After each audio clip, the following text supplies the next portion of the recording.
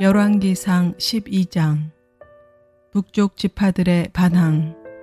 온 이스라엘이 르호보암을 왕으로 세우려고 세겜에 모였으므로 르호보암도 세겜으로 갔다. 느밧의 아들 여로보암도 이 소문을 들었다. 그때에 그는 솔로몬 왕을 피하여 이집트로 가서 있었다. 이집트에서 사람들이 여로보암을 불러내니 그가 이스라엘의 모든 회중과 함께 르호보암에게로 가서 이렇게 말하였다. 임금님의 아버지께서는 우리에게 무거운 멍에를 메우셨습니다.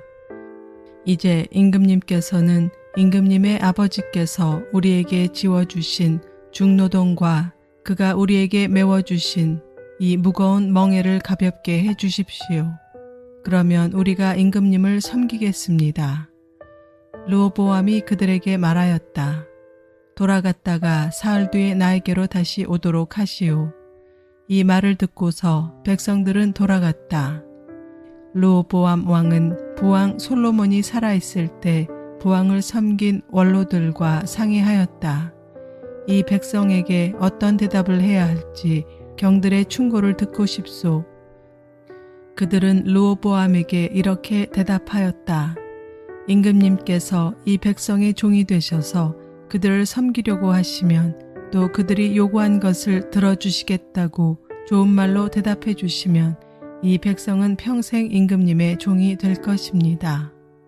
원로들이 이렇게 충고하였지만 그는 원로들의 충고를 무시하고 자기와 함께 자란 자기를 받드는 젊은 신하들과 의논하면서 그들에게 물었다.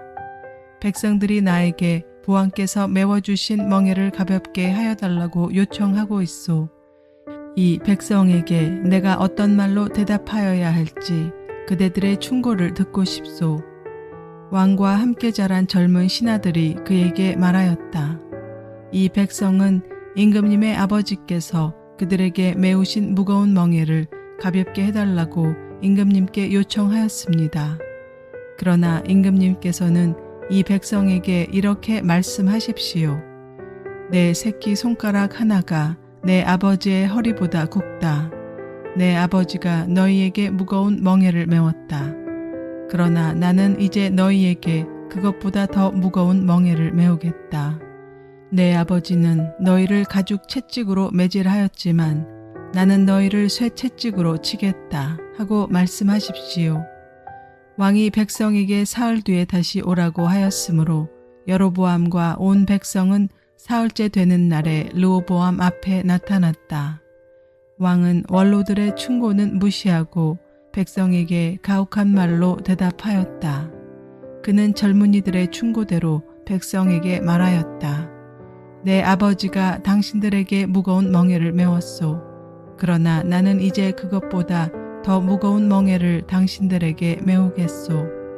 내 아버지는 당신들을 가죽 채찍으로 매질하였지만 나는 당신들을 쇠 채찍으로 치겠소. 왕이 이렇게 백성의 요구를 들어주지 않은 것은 주님께서 이를 그렇게 뒤틀리게 하셨기 때문이다. 이것은 주님께서 실로 사람 아히야를 시켜서 느밧의 아들 여로보암에게 하신 말씀을 이루시려는 것이었다. 온 이스라엘은 왕이 자기들의 요구를 전혀 듣지 않는 것을 보고 왕에게 외쳤다. 우리가 다윗에게서 받을 몫이 무엇인가? 이새의 아들에게서는 받을 유산이 없다. 이스라엘아, 저마다 자기의 장막으로 돌아가라. 다윗아, 이제 너는 내 집이나 돌보거라. 그런 다음에 이스라엘 백성은 저마다 자기의 장막으로 돌아갔다.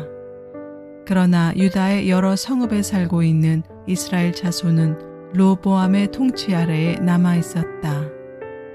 르호보암 왕이 강제 노동 감독관 아도니람을 이스라엘 자손에게 보내니 온 이스라엘이 모여서 그를 돌로 쳐 죽였다. 그러자 르호보암 왕은 급히 수레에 올라서서 예루살렘으로 도망하였다. 이렇게 이스라엘은 다윗 왕조에 반역하여서 오늘에 이르렀다.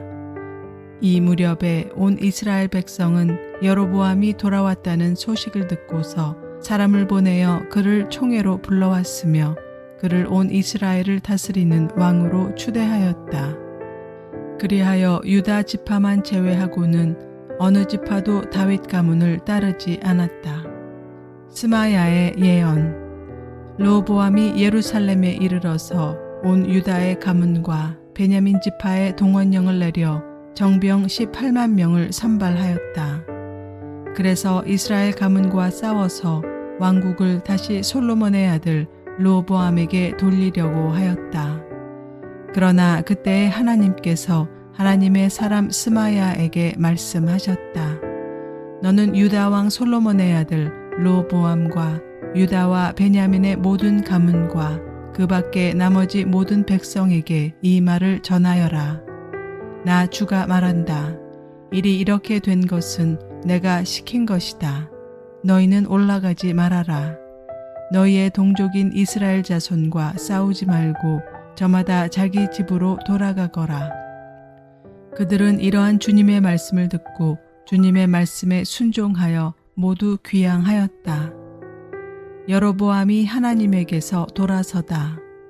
여로보암이 에브라임의 산지에 있는 세겜성을 도성으로 삼고 얼마 동안 거기에서 살다가 브누엘 성을 세우고 그리로 도성을 옮겼다. 그런데 여로보암의 마음에 잘못하면 왕국이 다시 다윗 가문으로 돌아갈지도 모른다는 생각이 들었다. 이 백성이 예루살렘에 있는 주님의 성전으로 제사를 드리려고 올라갔다가 그들의 마음이 그들의 옛 주인인 유다 왕 르호보암에게로 돌아가게 되는 날이면 그들이 자기를 죽이고 유다 왕 르호보암에게 돌아갈지도 모른다는 생각이 들었다. 왕은 궁리를 한 끝에 금 송아지상 2개를 만들었다. 그리고는 백성에게 이렇게 말하였다. 예루살렘으로 올라가는 일은 너희에게는 너무 번거로운 일이다.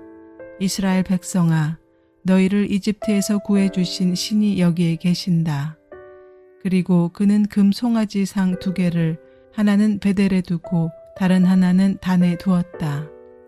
그런데 이 일은 이스라엘 안에서 죄가 되었다. 백성들은 저 멀리 단까지 가서 거기에 있는 그 한 송아지를 섬겼다. 여로보암은 또 여러 높은 곳에 산당들을 짓고 레위 자손이 아닌 일반 백성 가운데서 제사장을 임명하여 세웠다. 베델 제단 규탄. 여로보암은 유다에서 행하는 절기와 비슷하게 하여 8째 달 보름날을 절기로 정하여 베델에다 세운 제단에서 그가 만든 송아지들에게 제사를 드렸으며 그가 만든 베델의 산당에서 제사를 집행할 제사장들도 임명하였다. 왕은 자기 마음대로 정한 8째 달 보름날에 베델에 세운 제단에서 제사를 드렸다. 그는 이스라엘 자손이 지켜야 할 절기를 이렇게 제정하고 자기도 그 제단에 분향을 하려고 올라갔다. 열왕기상 13장. 여로보암이 제단 곁에 서서 막 분향을 하려고 하는데 바로 그때에 하나님의 사람이 주님의 말씀을 전하려고 유다로부터 베델로 왔다. 그리고는 그는 그 제단 쪽을 보고서 주님께 받은 말씀을 외쳤다. 제단아, 제단아, 나 주가 말한다. 다윗의 가문에서 한 아들이 태어난다. 그 이름은 요시야다. 그가 너희 위에 분향하는 산당의 제사장들을 너희 위에서 죽여서 제물로 바칠 것이며 또 그가 너희 위에서 그 백사장들의 뼈를 태울 것이다. 바로 그때 그는 한 가지 징표를 제시하며 이렇게 말하였다. 이것은 나 주가 말한 징표다. 이 제단이 갈라지고 그 위에 있는 재가 쏟아질 것이다. 여로보암 왕은 하나님의 사람이 베델에 있는 제단 쪽에 대고 외치는 말을 듣고 제단 위로 손을 내밀면서 저자를 잡아라 하고 소리를 쳤다. 그러자 그 사람에게 내어 뻗은 여로보암의 손이 마비되어서 다시 오므릴 수 없었다. 그리고 곧이어서 하나님의 사람이 주님의 말씀으로 제시한 징표대로 그 제단은 갈라지고 그 제단으로부터는 재가 쏟아져 내렸다. 그러자 왕은 하나님의 사람에게 제발 그대의 주 하나님께 은총을 빌어서 내 손이 회복되도록 기도하여 주시오 하고 청하였다. 하나님의 사람이 주님께 은총을 비니 왕의 손이 회복되어서 예전과 같이 되었다. 이에 왕은 하나님의 사람에게 말하였다. 나와 함께 집으로 가서 피곤을 풀도록 합시다. 그대에게 선물도 주고 싶소. 그러나 하나님의 사람은 왕에게 이렇게 말하였다.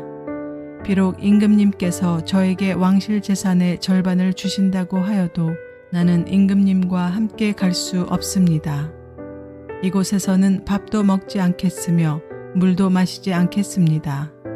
주님께서 나에게 명하시기를 밥도 먹지 말고 물도 마시지 말고 온 길로 되돌아가지도 말라고 하셨습니다. 그런 다음에 그는 베델에 올 때의 온 길로 돌아가지 않고 다른 길로 돌아갔다. 베델의 늙은 예언자. 그 무렵에 늙은 예언자가 베델에 살고 있었다. 그의 아들들 가운데 하나가 와서 그날 베델에서 하나님의 사람이 한 일과 그가 왕에게 말한 내용을 모두 아버지에게 말하였다. 그러자 그들의 아버지가 그들에게 그가 어느 길로 돌아갔느냐 하고 물었다. 그의 아들들은 유다로부터 온 하나님의 사람이 돌아간 길을 말하였다. 그 말을 듣고서 그들의 아버지는 곧 그의 아들들에게 말하였다. 내가 타고 갈 나귀에 안장을 얹어다오. 그들이 아버지가 타고 갈 나귀에 안장을 얹으니 그는 나귀를 타고서 하나님의 사람을 뒤쫓아갔다. 마침내 그는 상수리 나무 아래에 앉아있는 하나님의 사람을 보고 물었다. 그대가 유다로부터 온 하나님의 사람이요? 그러자 그가 대답하였다. 그렇습니다. 그는 하나님의 사람에게 말하였다. 함께 우리 집으로 가서 무엇을 좀 잡수시고 가시지요. 하나님의 사람은 대답하였다. 나는 노인 어른과 함께 돌아가서 노인 어른의 집에 들어갈 수 없습니다. 또 이곳에서는 누구와 함께 밥을 먹어도 안 되고 물을 마셔도 안 됩니다. 주님께서 나에게 명하시기를 여기에서는 밥도 먹지 말고 물도 마시지 말고 온 길로 되돌아가지도 말라고 하셨습니다. 그래서 그는 하나님의 사람에게 이렇게 말하였다. 나도 그대와 같은 예언자요. 주님께서 천사를 보내셔서 나에게 말씀하시기를 그대를 내 집으로 데리고 가서 밥도 대접하고 마실 물도 대접하라고 하셨소. 그런데 그것은 거짓말이었다. 이렇게 해서 하나님의 사람은 이 늙은 예언자와 함께 가서 그의 집에서 밥을 먹고 물도 마셨다. 그들이 이렇게 식탁에 함께 앉아 있는데 주님의 말씀이 하나님의 사람을 데려온 그 예언자에게 내렸다. 그는 유다에서 온 하나님의 사람에게 이렇게 외쳤다. 주님께서 말씀하십니다. 당신은 주님의 말씀을 어기고 당신의 주 하나님께서 당신에게 말씀하신 명령을 지키지 않았습니다. 당신은 주님께서 밥도 먹지 말고 물도 마시지 말라고 말씀하신 곳에서 밥도 먹고 물도 마셨습니다. 그러므로 당신의 주검은 당신 조상의 무덤에 묻히지 못할 것입니다. 그 늙은 예언자는 하나님의 사람이 밥을 먹고 물을 마신 뒤에 나귀 등에 안장을 얹어 주었다. 이에 그 사람이 길을 떠났다. 그는 길을 가다가 사자를 만났는데 그 사자가 그를 물어 죽였다. 그리고 그 주검은 길가에 버려두었으며 나귀와 사자는 그 주검 옆에 서 있었다. 길을 지나가는 사람들은 길가에 버려둔 주검과 그 주검 가까이에서 어슬렁거리는 사자를 보았다. 그들은 그 늙은 예언자가 사는 성읍으로 돌아와서 이 사실을 널리 알렸다. 길을 가는 하나님의 사람을 자기 집으로 데려간 그 늙은 예언자가 이 말을 듣고 말하였다. 그는 틀림없이 주님의 말씀을 어긴 그 하나님의 사람일 것이다. 주님께서는 전에 그에게 말씀하신 대로 그를 사자에게 내주셔서 사자가 그를 찢어 죽이게 하신 것이다. 그리고 그는 또 자기의 아들들에게 나귀의 안장을 지으라고 하였다. 그들이 나귀의 안장을 지어 놓으니 그는 곧 가서 길가에 있는 그 주검을 찾아내었다. 나귀와 사자가 그 주검 가까이에 서 있었는데 사자는 그 주검을 먹지 않았을 뿐만 아니라 나귀도 물어 죽이지 않았다. 예언자는 하나님의 사람의 주검을 나귀 등에 싣고 자기의 성읍으로 옮겨와서 곡을 한 뒤에 묻어주었다. 그 주검을 자기의 무덤에 안장하고 나서 그 늙은 예언자는 아이고 내 형제여 하면서 통곡을 하였다. 장사를 마친 뒤에 그는 자기 아들들에게 말하였다. 내가 죽거든 너희는 나를 이 하나님의 사람이 묻힌 곳에 같이 묻어다오. 나의 뼈를 그의 뼈 옆에 두어라. 그가 주님의 말씀을 받아서 베델에 있는 제단과 사마리아 성읍 안에 있는 모든 산당을 두고 외친 말씀이 그대로 이루어질 것이다. 여로보암의 죄. 이런 일이 생긴 뒤에도 여로보암은 여전히 그 악한 길에서 돌아서지 아니하고 오히려 일반 백성 가운데서 원하는 사람은 누구든지 산당의 제사장으로 임명하였다. 그런 일 때문에 여로보암 가문은 죄를 얻었으며 마침내 땅에서 흔적도 없이 사라졌다.